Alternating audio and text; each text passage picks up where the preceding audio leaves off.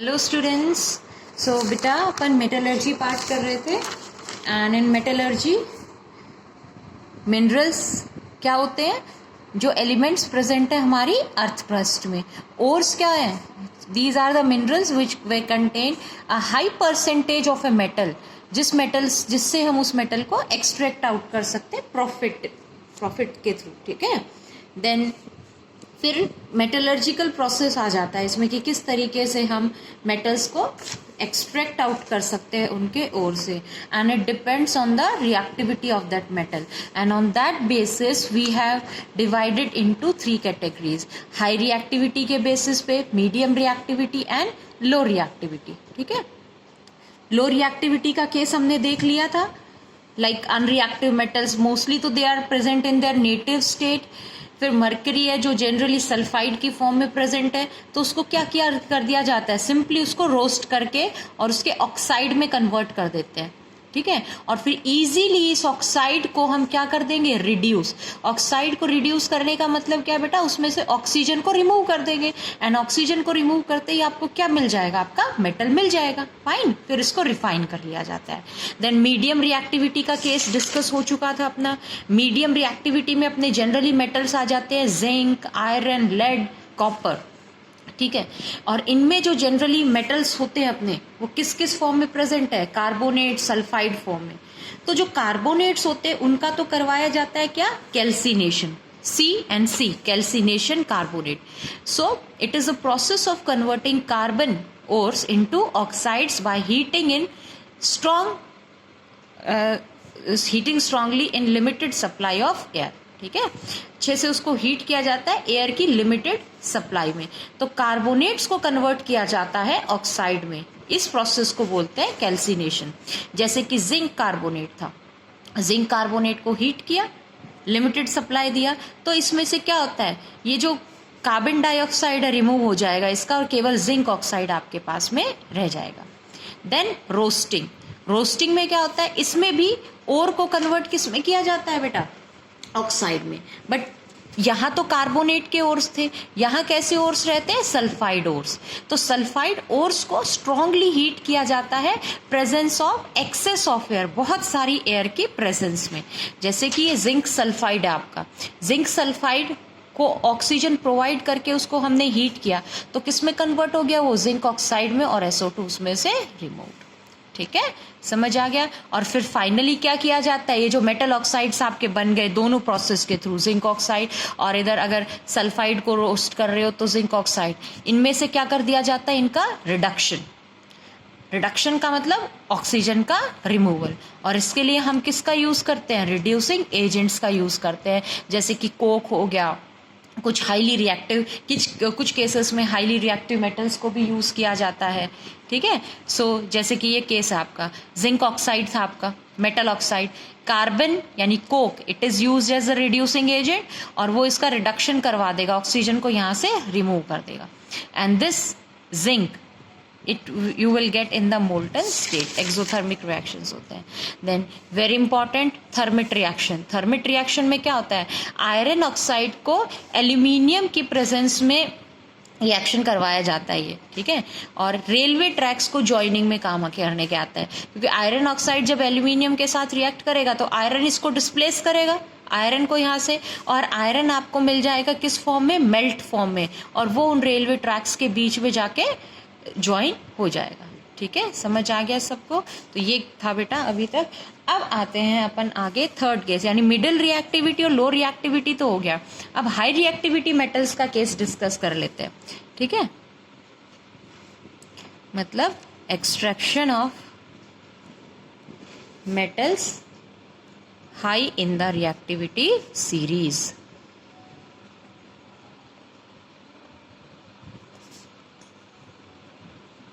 उन मेटल्स का एक्सट्रैक्शन जो रिएक्टिविटी सीरीज में हाई है। ठीक है, अब देखो, सी वेरी इंपॉर्टेंट पार्ट, कि ये जो एलिमेंट्स क्या होते हैं, ये बहुत ही हाईली रिएक्टिव होते हैं, दे आर हाईली रिएक्टिव, और हाईली रिएक्टिव होने की वजह से इनको हम डिस्प्लेसमेंट रिएक्शन के थ्रू ऑब्टेन क्यों नहीं कर पाएंगे। ठीक है, as they are highly reactive, so they can not be they cannot be obtained by displacement reactions. They cannot be obtained by displacement reactions. ठीक है, डिस्प्लेसमेंट रिएक्शंस के थ्रू इनको हम ऑब्टेन नहीं कर सकते हैं, क्योंकि डिस्प्लेसमेंट रिएक्शन में होता क्या है बेटा, a highly reactive metal displaces a low reactive. अब ये तो ऑलरेडी हाई हो गए, इनको डिस्प्लेस का, इनको कैसे फॉर्म में, अब जैसे ये केस था, देखो ऊपर देखो, एल्यूमिनियम हाईली रिएक्टिव था तो ये इस आयरन को डिस्प्लेस कर दे, तो आयरन जो कि यहाँ लो है तो इसको अलग से आपको एक्सट्रैक्टेड फॉर्म में आउट मिल गया. अब ये तो ऑलरेडी हाई है सारे, इनको कौन हटाएगा, इनको कौन आपको मेटेलिक फॉर्म में देगा, समझ गए ना. तो इस प्रोसेस के थ्रू इनका एक्सट्रैक्शन नहीं होता है. So how are they extracted, so they are extracted by electrolytic refining. ठीक है, इनको किस तरीके से ऑब्टेन करते हैं हम लोग, इलेक्ट्रोलाइसिस के थ्रू हम करते हैं. जनरली इलेक्ट्रोलिटिक रिफाइनिंग प्रोसेस होता है, उसके थ्रू हम करेंगे. ठीक है बेटा, और इनका करवाया जाता है electrolysis. Now we will see the electrolysis of these reactant. अब जैसे हाईली रिएक्टिव मेटल्स में सपोज अपना एग्जांपल हो गया सोडियम का. ठीक है, and generally these elements, these metals are present in the form of their chloride salts. Chlorides वगैरह में present है. तो सोडियम सॉल्ट क्या हो जाएगा इसका, सोडियम क्लोराइड NaCl. ठीक है, so we will obtain the metal by the electrolysis of their molten chloride salts. ठीक है, अब हम क्या करेंगे, यहां से obtain यानी will obtain the metals. We will obtain the metals by electrolysis of their molten chlorides. ठीक है, उनके क्लोराइड से हम एक्सट्रैक्ट कर लेंगे. देखिए, तो let's understand by NaCl. NaCl के इलेक्ट्रोलाइसिस के थ्रू. देखो बेटा, इसमें क्या होता है, जब आप NaCl की मोल्टन सॉल्यूशन के थ्रू इलेक्ट्रिसिटी पास आउट करेंगे. ठीक है, इलेक्ट्रिसिटी जब हम पास आउट करेंगे इसमें से, तो सबसे पहले तो इस NaCl का आयोनाइजेशन हो जाता है, ये आपको Na+ एंड Cl- आयंस देगा. ठीक है, देन व्हाट हैपेंस, कैथोड पे, कैथोड जो इलेक्ट्रोड है अपना, कैथोड पे क्या जाएगा, पॉजिटिव आयन जाएगा, यानी Na+. कैथोड पे कौन जाएगा, इसका प्लस Na+ आयन, और ये इलेक्ट्रॉन गेन करके दिस विल फॉर्म Na. तो सोडियम आपका कहाँ पे डिपॉजिट हुआ, कैथोड पे. Sodium gets deposited on the cathode. आपको पहले भी बताया था जब मेटल और नॉन मेटल के डिफरेंसेस बताए थे, कि जो मेटल्स होते हैं जो पॉजिटिवली चार्ज्ड होते हैं, they get deposited on the cathode. ठीक है, डिफरेंसेस में चेकआउट कर लेना बेटा इसका फिर से एक बार. और एनोड पे रिएक्शन क्या होगा, यहाँ पे जाएगा आपका Cl- एंड दिस Cl- ये क्या करेगा बेटा, इलेक्ट्रॉन लूज आउट कर देगा. ठीक है, तो Cl- ने जब इलेक्ट्रॉन लूज कर दिया, ठीक है, अब Cl हमें पता है अकेला तो स्टेबल नहीं, तो actually 2 chloride ions they lose out 2 electrons and Cl2, यानी क्लोरीन गैस लिबरेट होती है कहाँ पे, एनोड पे. नाउ ये just balance the number of electrons multiplied by 2. ठीक है, तो ये आपका इसमें हो जाएगा. समझ में आ गया ना. ठीक है, सो इसमें आपको क्या समझना है कि जब NaCl इसका इलेक्ट्रोलाइसिस होता है, आयोनाइज होगा सबसे पहले, तो कैथोड पे सोडियम आयन जाता है, इलेक्ट्रॉन गेन करके, आयन है इलेक्ट्रॉन गेन करके दोबारा किस स्टेट में आ गया, मेटेलिक स्टेट में आ गया. और कहाँ डिपॉजिट होके मिलेगा सोडियम आपको, कैथोड पे. और एनोड पे क्या होते हैं बेटा, जो क्लोराइड आयन है, they lose out the electrons को उन्होंने लूज आउट कर दिया है, और किस फॉर्म में चले गए, अब क्लोरीन गैस की फॉर्म में लिबरेट आउट हो गया. ठीक है, सो ये केस हो गया. देन एल्यूमिनियम का एक्सट्रैक्शन भी इसी फॉर्म से होता है. Aluminium is also obtained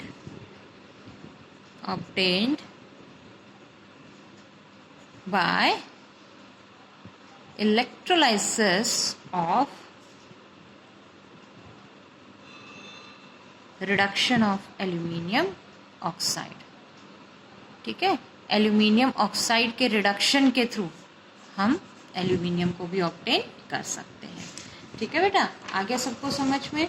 चलिए अब मैं आपको एक रफ आइडिया दे देती हूँ किसको किस तरीके से ऑब्टेन किया जाता है। जैसे पोटेशियम है, सोडियम, कैल्शियम, मैग्नीशियम, एल्यूमिनियम, इन सब को ऑब्टेन किया जाता है। They are highly reactive elements, metals, so they are obtained by the process of electrolysis. ठीक है, फिर अपने पास zinc, iron, lead, copper, these are of medium reactivity. तो इनको हम वही कैल्सिनेशन रोस्टिंग वाले प्रोसेस के through and their reduction by carbon, उसके थ्रू ऑब्टेन कर लेंगे। और जनरली जो सिल्वर, गोल्ड वगैरह होते हैं ये नेटिव स्टेट में ही हमको मिलते हैं। नेटिव स्टेट मतलब जिस फॉर्म में यूज किया जाता है उसी फॉर्म में अवेलेबल है अर्थ क्रस्ट में। ठीक है बेटा, ये था। इसके बाद आ जाइए लास्ट टॉपिक। देखो मेटल्स को आपने एक्सट्रैक्ट आउट कर लिया, जैसे कि देखिए यहाँ केस था आपका, यहाँ आपने सारे कैल्सिनेशन रोस्टिंग वगैरह सब हो गया था। जिंक के केस में लास्ट में इसमें रिडक्शन करवा के आपको मेटल मिल गया, मोल्टन स्टेट मिल गया मेटल आपको। ठीक है, बट स्टिल जो मेटल हमको यहाँ पे मिले हैं इनसे, दे आर नॉट प्योर, यानी इनकी प्योरिटी में अभी भी थोड़ी बहुत कमी है। ठीक है, तो क्या करवाया जाता है, लास्ट प्रोसेस इस मेटलर्जी में अपना आता है इलेक्ट्रोलिटिक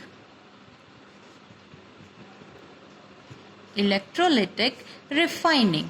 ठीक है, तो प्रोसेस देखना आप अपन को इलेक्ट्रोलिटिक रिफाइनिंग का, मतलब रिफाइन किया जाता है उसको, यानी प्योरिटी परसेंटेज बढ़ाई जाती है। थोड़ी बहुत जो भी इम्प्योरिटीज बच गई उनको हम वहां से क्या कर देंगे बेटा, अभी रिमूव कर देंगे। ठीक है, तो चलिए अब देखो मैंने आपको बता दिया, अभी क्या बताया कि जो मेटल्स हमने ऑब्टेन किए, यानी मेटल्स ऑब्टेन्ड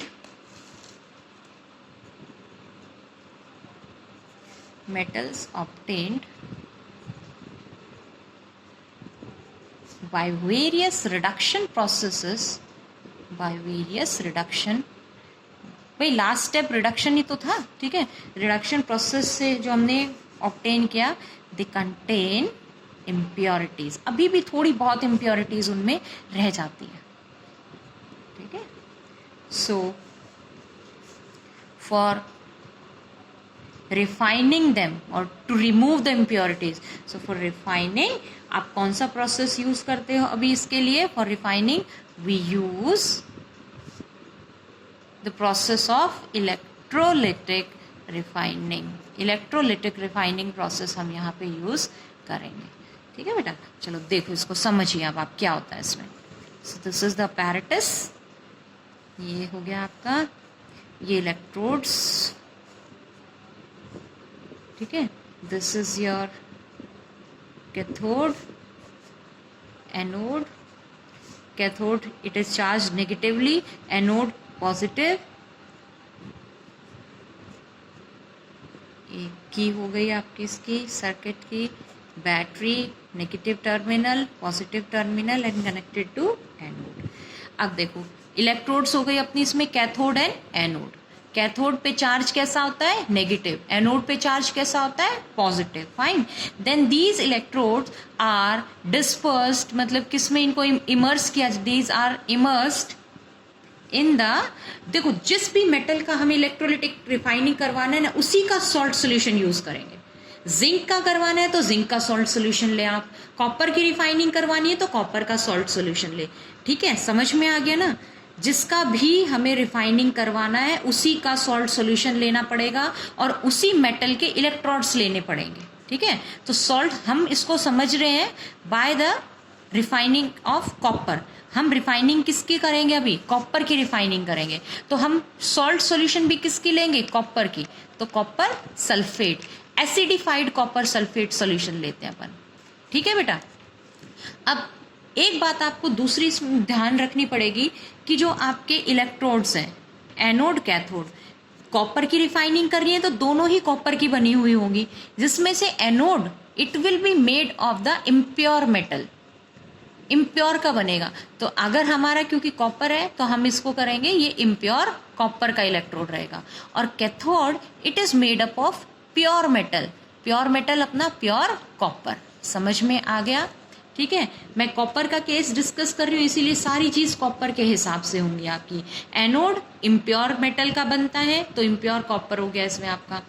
ये प्योर का बनता है, प्योर मेटल का बनता है तो प्योर कॉपर मेटल हो गया।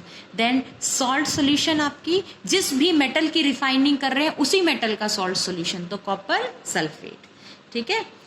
और यहाँ नीचे इसमें इम्प्योर, क्योंकि इम्प्योर कॉपर है ना, तो जब इलेक्ट्रोलाइसिस होगा, इलेक्ट्रिसिटी पास करेंगे तो डिकम्पोजिशन होगा, ठीक है।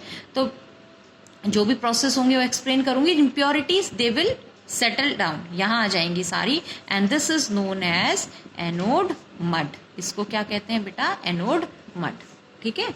अब देखिए इसमें अपरेटस में जो मैंने अभी आपको समझाए थे वो सारी चीजें लिख लेते हैं इसमें। तो अपरेटस में एनोड, एनोड किस चीज का बना हुआ है आपका? इम्प्योर कॉपर का। और जनरलाइज वे में बात करें तो एनोड किसका रहेगा आपका? इम्प्योर मेटल, ठीक है। और ये first, then second cathode. Cathode किसका बना हुआ है बेटा? प्योर, ये प्योर मेटल का बना होता है। हमारे केस में यहाँ किसका होगा? Pure strip of copper, copper की प्योर स्ट्रिप का बना होगा, ठीक है। और जो आपकी इलेक्ट्रो, देखो जो सॉल्यूशन होती है ना जिसके थ्रू हम पास करेंगे electricity, that solution is known as electrolyte. Solution को क्या बोलते हैं बेटा? इलेक्ट्रोलाइट बोलते हैं। तो सॉल्यूशन उसी मेटल की यूज करनी है, तो यहां किसकी सॉल्यूशन है अपने पास में?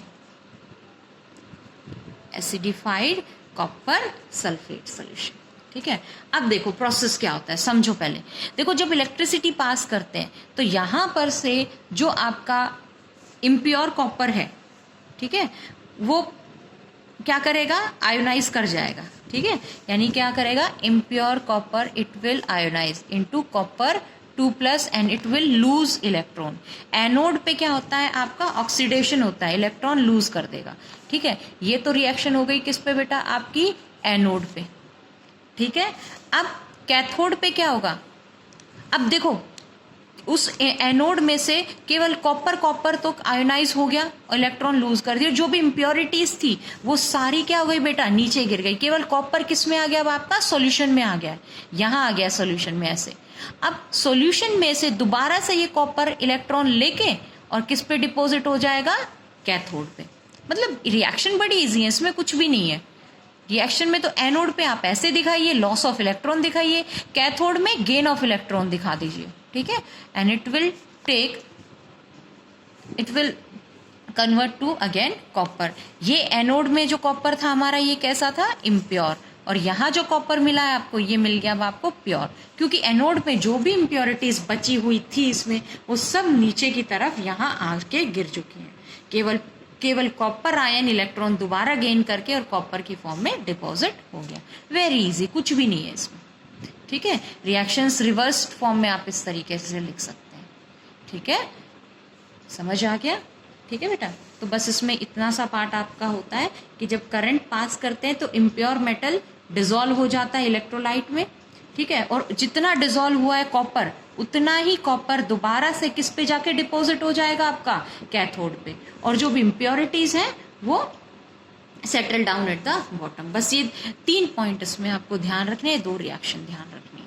समझ आ गया ना बेटा? ठीक है। ये होता है आपका इलेक्ट्रोलाइटिक रिफाइनिंग में, ठीक है। तो इसको आप लिख सकते हो इसी फॉर्म से, कैसे कि on passing the current through on passing the current through electrolyte, impure metal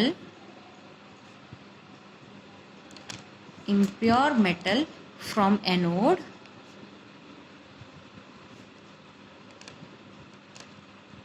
dissolves into the electrolyte।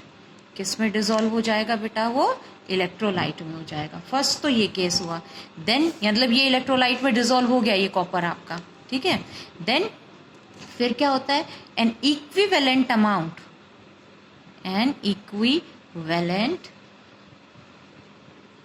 Amount of pure copper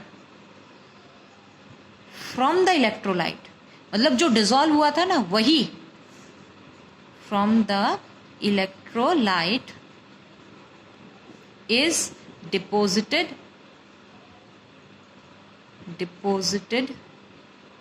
at the cathode. ठीक है, मतलब उसने क्या किया, दोबारा से वो इलेक्ट्रॉन गेन करके और डिपॉजिट हो गया किसके ऊपर, कैथोड के ऊपर. यहां से निकला, धीरे धीरे ये स्ट्रिप तो क्या होती जाएगी बेटा, ये तो क्या होती जाएगी, थिन, क्योंकि इससे तो मेटल आपका निकल रहा है. ठीक है, और ये वाली कैथोड वाली स्ट्रिप क्या होती जाएगी, ये होती जाएगी थिक. ठीक है, समझ गए. तो ये चीज है इसमें आपकी, प्रॉपरली एनसीईआरटी से देख के इसका डायग्राम आप बना लेंगे. ठीक है, देन फिर फाइनल प्रोसेस क्या है कि जो भी इस दौरान, यानी कॉपर तो चला गया इधर से उधर, और जो भी इम्प्योरिटीज रहती हैं, ठीक है, the insoluble impurities, they settle down at the bottom. They settle down at bottom में वो settle down हो जाएंगे. ठीक है, और उनको हम क्या कह देंगे, they are known as anode mud. ठीक है, उनको क्या कह देंगे बेटा अपन, एनोड मड. ये पार्ट आपका कंप्लीट हो गया है, जो कि आपके अपकमिंग यूनिट टेस्ट में आएगा. ठीक है, अब मैं थोड़ा सा पार्ट है, इसके बाद में कोरोजन ही तो रह गया है. ठीक है, वो मैं करवा दूंगी. ठीक है, और इतने पार्ट को आप अच्छे से रिवाइज कीजिए, नोट्स बनाइए, एंड सैटरडे को फिर मैं इसका आपका एक ऑब्जेक्टिव टेस्ट लूंगी बेटा. ठीक है, so prepare well for this. Thank you.